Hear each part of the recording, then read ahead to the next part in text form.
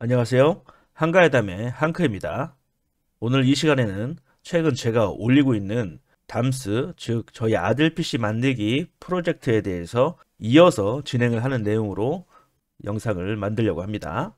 지난 시간과 같이 아들 담스 PC 만들기 프로젝트, 오늘은 PC 조립 이야기입니다. 오늘 영상의 주요 포인트는 저 한크의 PC 조립 스타일을 한번 보는 그런 영상이 될 것 같은데요. 영상의 시작은 PC 사용 목적에 대한 설명으로 이 PC를 구성하게 되는 부품들에 대한 내용을 좀 얘기하고요. 그 다음에 테스트 PC 조립 및 간단한 설명을 영상으로 하려고 합니다. 즉 메인보드를 개봉하고 SSD를 장착하고 또 CPU, 램도 함께 장착하면서 이야기를 하는 거고요. 테스트 케이스에 부품들을 장착해서 또 그래픽카드와 파워 서플라이를 연결하고 그 이후에 바이오스 구동 테스트를 해서 정상적으로 OS 없이 부품들이 잘 인식을 하는지를 상태 파악을 합니다. 그리고 바이오스 버전을 확인하고 시스템 온도도 한번 확인해서 전압과 함께 어떠한 문제가 없는지도 확인할 예정입니다. 또한 위에서 바이오스 버전 확인을 한 걸 가지고 최신 바이오스로 업데이트를 하는데 그 과정에서 저 같은 경우는 UPS를 활용해서 무정전 전원 공급 장치죠. 바이오스 업데이트를 하는 그 순간에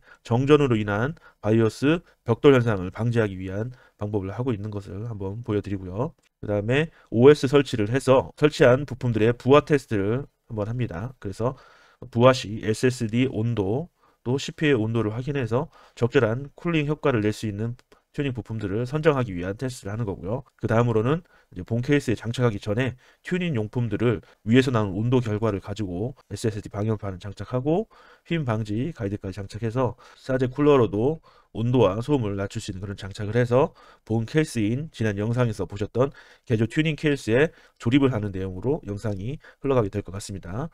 또 그 조립 과정에서는 LED 튜닝 선을 메인보드에 연결하기 위해서 이제 선 개조를 하나 하고요. 그 다음에 24핀이나 USB-C 타입 또는 USB 3.0의 꺾임 젠더를 활용해서 90도 젠더를 활용해서 조립한 모습도 한번 보실 수 있을 것 같습니다. 그래서 전체적으로 이 영상의 내용은 저 한크가 PC를 어떠한 형태로 조립하는지 저 한크의 조립 방식을 한번 보실 수 있는 그런 시간이 될 것 같습니다. 가끔씩 제가 PC 조립 대행을 해드리기도 하는데요. 뭐 많이 못해도 가끔씩 하는데 제가 조립 대행 해드리는 PC들은 이러한 과정으로 PC를 조립한다고 보시면 될 것 같습니다. 자, 그럼 제가 작업했던 내용들을 한번 쭉 보도록 하겠습니다. 네, 오늘 PC는 선물용입니다. 오늘 사용은 그렇게 높은 고사양 PC는 아니고요.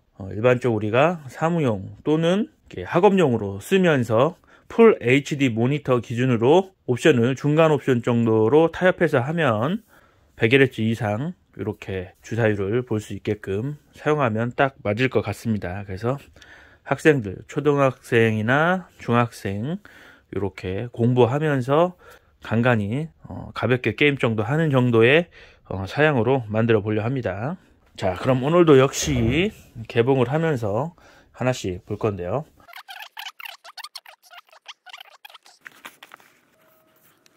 우선 첫 번째로 메인보드입니다. MSI 보드는 제품 자체는 양품일 경우 뭐 크게 문제없고 내구성도 좋은 회사의 제품이라고 생각합니다. 단지 AS가 좋지 않다는 평판이 많죠. 그래서 조금 불량이 있을 때 그게 좀 문제일 수도 있죠. 속된 말로 업자도 AS 못 받았다는 말이 있을 정도니까요. 어쨌든 이제 한번 개봉을 해보도록 할게요.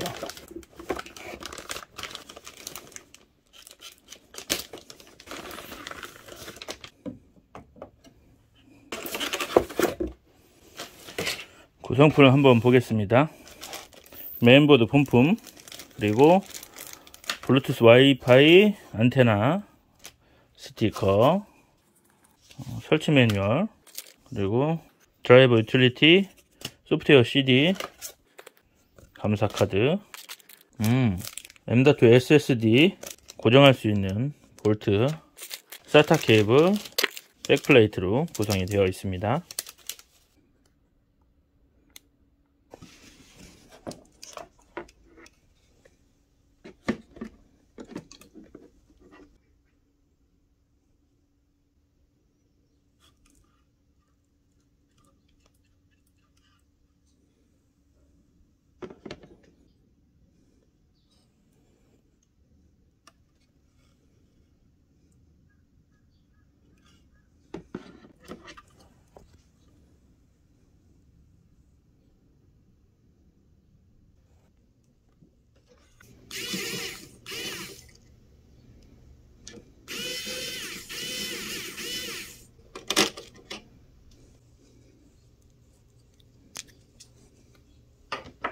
네, 여기 보시면 이 메인보드 같은 경우는 아래에 써멀 패드가 부착할 수 없는 구조로 되어 있죠. 즉 방열판 상부에만 써멀 패드가 부착할 수 있도록 되어 있습니다. 아래까지 같이 붙여봐 주는 게 좋은데요. 그래서 저는 요 기본 방열판은 우선은 사용하지 않도록 하겠습니다. M.2 SSD입니다. 이 M.2 SSD는 삼성전자에서 판매하는 PM9A1 제품으로 PCI Express 4.0의 속도를 지원하죠. 자, 언제나 그렇듯이 장착은 살짝 옆으로 뉘어서 홈을 맞춘 다음에 살짝 흔들어서 밀어 넣어줍니다. 자, 이렇게요. 깊게 들어가죠. 그 상태에서 아래로 살짝 내려서 장착을 하면 됩니다. 이렇게 장착을 하면 아래에 있는 스탠드오프에 정확히 홈에 딱 맞아서 끼워지게 됩니다. 그럼 움직이지 않고요. 여기서 사용할 수 있는 볼트는 기본적으로 자공이 됐던 볼트를 쓰셔도 되고요. 그게 아니라면 메인 보드에서 제공되는 별도의 또 스탠드 볼트가 있죠. 요것을 사용해도 상관이 없습니다. 기존에 적용되어 있던 방열판 볼트는 그냥 장착을 해 놓겠습니다. 잊어버리지 않도록 임시로 고정을 하는 거기 때문에 원래 있던 볼트로 임시 고정을 하겠습니다.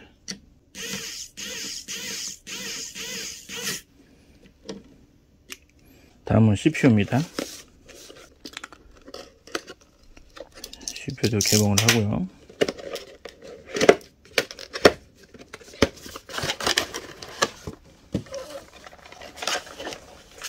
스티커와 매뉴얼, 정품 쿨러입니다. 정품 쿨러인데 이쁘게는 생겼네요. 근데 아시죠? 다 이 제품 성능이 좋지 않죠. 12세대 CPU입니다. 언제나 그렇듯이 CPU는 꺼내면 바로 장착을 해야 됩니다. 장착 전에 핀이 휘인 데가 있나 확인을 해야겠죠. 새 제품이라도.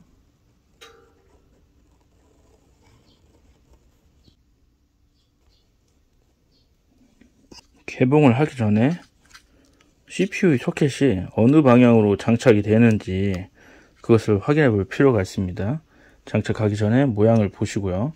모양을 보실 때 여기 있는 홈이 있습니다. 이 홈이 한쪽으로 몰려 있어요. 정 센터로 균등하게 있는 게 아니라 한쪽으로 몰려 있습니다. 그걸 보시면 어디가 몰려 있냐. 자, 이쪽으로 제 몸 있는 방향으로 이 홈이 몰려 있죠. 자, 보이시죠? 여기 홈이 하나, 두 개, 양쪽으로 있잖아요. 그게 제 몸 쪽으로 몰려 있습니다. 자, 그렇게 쳐다보면, 자, 여기도 제 몸 쪽으로, 여기 살짝 홈이 있죠? 이렇게 몰려 있으니까 이 방향이 맞는 거예요. 이렇게 해서, 이렇게 장착하면 됩니다. 자, CPU를 열어볼게요. 아래 걸 잘 잡고, 위를 살짝 엽니다. 그러면 이렇게 보이죠? 그러면 이렇게 손을 잡게끔 홈이 나 있어요. 이렇게 잡고, 자, 잡았으면 움직이지 마시고 그대로 들어갑니다. 홈에 맞게. 보이시죠? 이렇게 홈에 맞게 양쪽을 다 신경 쓸 필요 없이 한쪽만 딱 맞으면 돼요. 한쪽만 이렇게 딱 홈에 맞았으면 그냥 내려놓는 겁니다. 참 쉽죠? 네, 살짝 손으로 만져보면 뜬 데가 없다는 걸 알 수 있게끔 되어 있고요. 레버를 살짝 내리고 살짝 위치를 맞추신 다음에 걸림새 고정 레버로 한 번에, 내리다가 놓치면 튕기쳐 날아가니까 한 번에 잠가야 됩니다. 근데 지금 이 제품 같은 경우는 딱 되자마자 여기서부터 다요. 벌써 힘이 여기부터 받습니다. 이 제품은 너무 장력이 센 제품이라는 걸 알 수 있겠죠. 그죠? 엄청 셉니다. 이렇게 장력이 센 애들한테 달아주는 게 바로 12세대 가이드죠. 하지만 테스트니까 순정 가이드를 가지고 테스트를 해보고 나중에 다시 12세대 가이드를 장착해서 테스트를 해보도록 하겠습니다. 자, 준비됐나요? 쫙 잡고 한 번에 빠르게 내려가야 됩니다. 자, 보세요. 하나, 둘, 셋. 네, 이렇게 장착을 하면 됩니다. 그럼 SSD와 CPU를 장착했죠. 자, CPU 쿨러를 이제 장착하면 되는데요. CPU 쿨러는 인텔의 정품 쿨러를 써보도록 하겠습니다. 네, 순정 쿨러고요.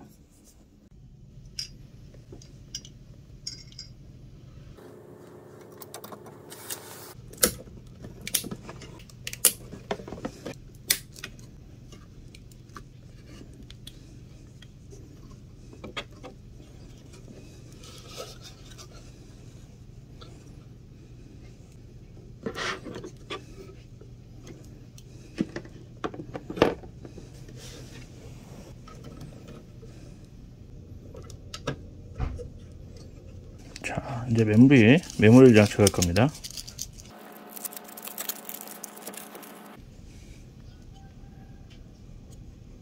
메모리는 8GB 2개, 16GB고요.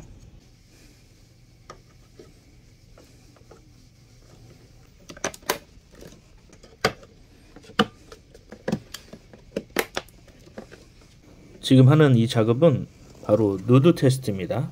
원래 누드 테스트는 메인보드 박스 위에 올려놓고 하는데 저는 이런 식으로 하고 있습니다.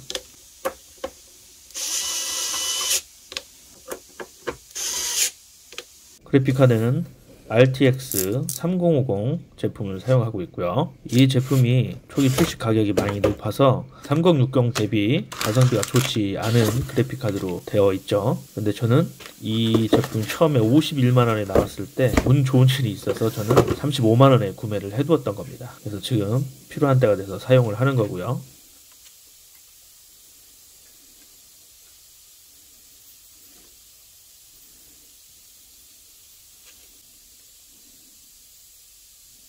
제품을 사용하기 전에 이렇게 꼼꼼히 PCI 단자까지 검사를 해서 사용을 합니다. 3050 제품은 가성비가 떨어진다는 그런 것 때문에 많이 사용을 안 하시지만 사실 이 제품이 가격이 35만원 밑으로 또 싸면 25만원 적정을 해도 30만원 근처에만 구할 수 있다면 비싸지 않게 그래픽카드를 구할 수 있는 제품이라고 생각합니다.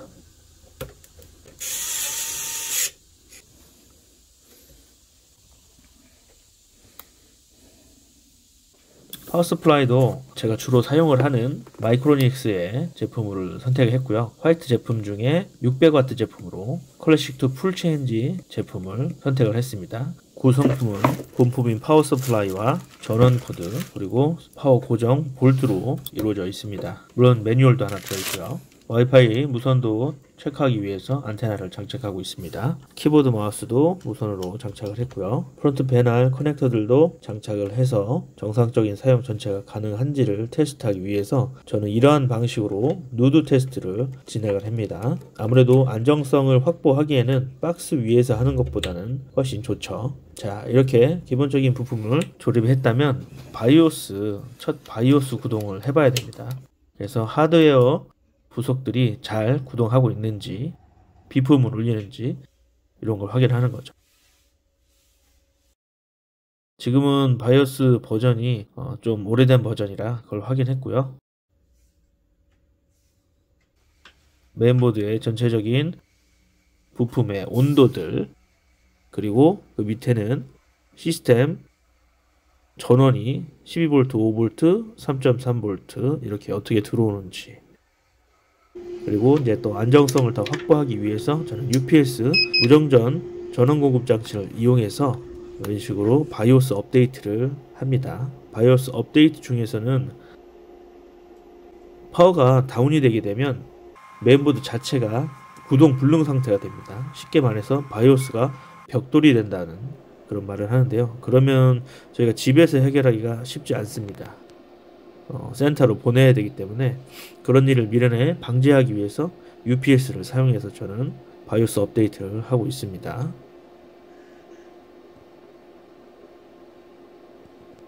바이오스 업데이트는 생각보다 시간이 많이 걸립니다. 그렇기 때문에 USB 받아서 실행을 시켜놓고 될 때까지 그냥 기다리는 겁니다. 기다리면 자기가 알아서 다 되면 재부팅이 되고 바이오스 모드로 들어가서 대기를 하는 상태가 되죠.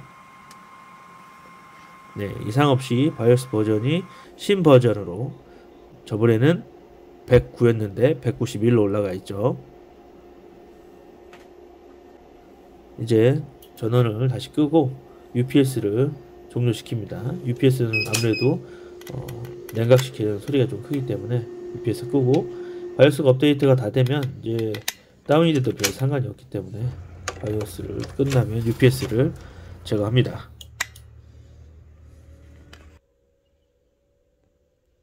OS를 설치해서 부팅 테스트를 하고요.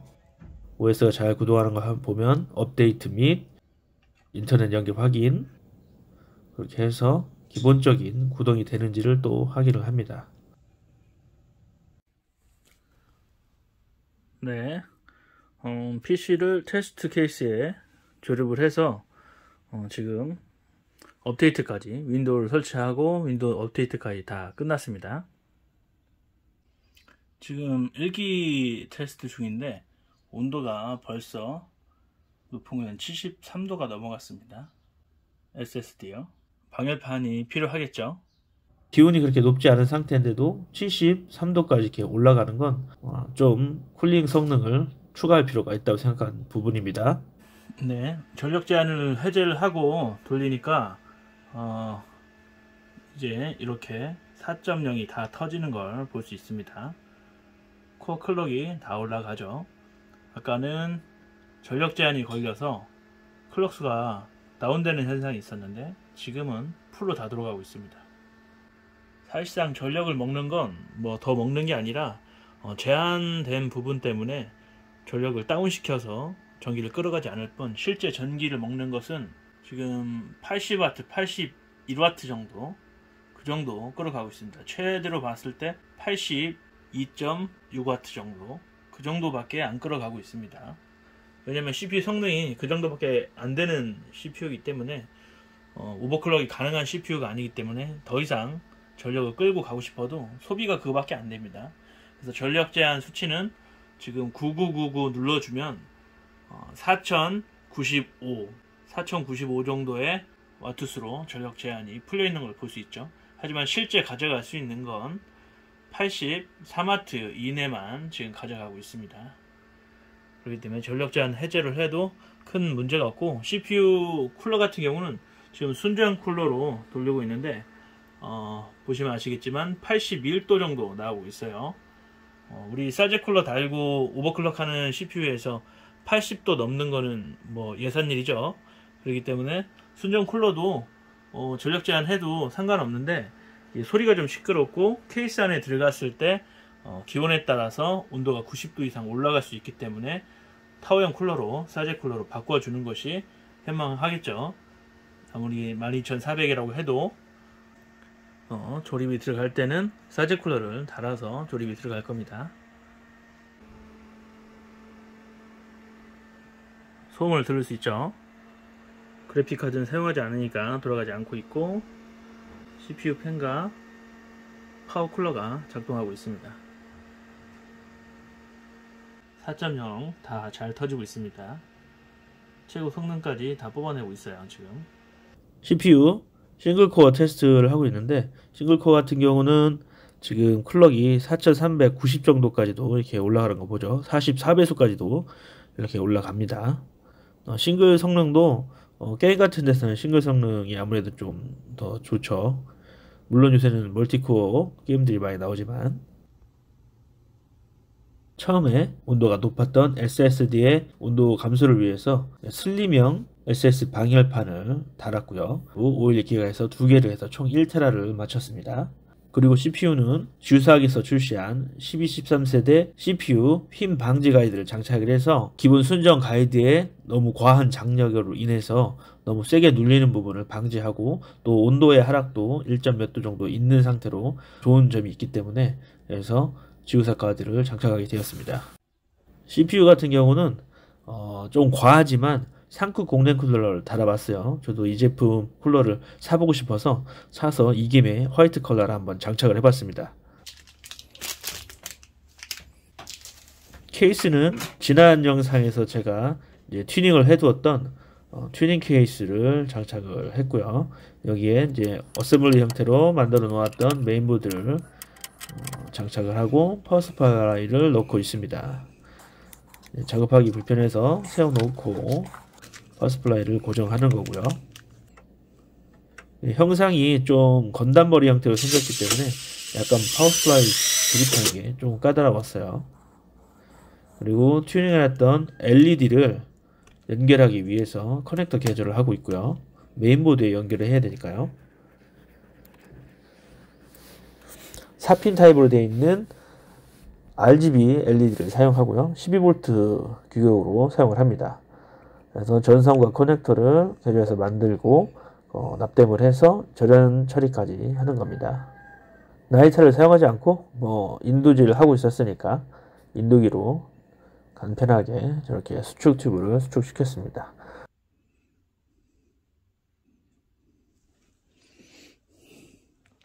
그리고 기본적으로 커넥터들을 제가 90도 젠더를 이용해서 깔끔하게 해야 될 부분에서는 주로 이렇게 사용하는 편입니다. 가격은 비싸지만 작업 마무리도의 깔끔성은 좋은 부속입니다. 네, 이제 사용할 장소에 설치를 잘 했고요. 첫 부팅을 한 다음에 이제 제가 찍었던 사진과 음악을 보시면서 오늘은 마무리 짓는 인사를 드리겠습니다. 그럼 저는 다음에 다시 또 다른 내용으로 찾아뵈어 인사를 드리도록 하겠습니다.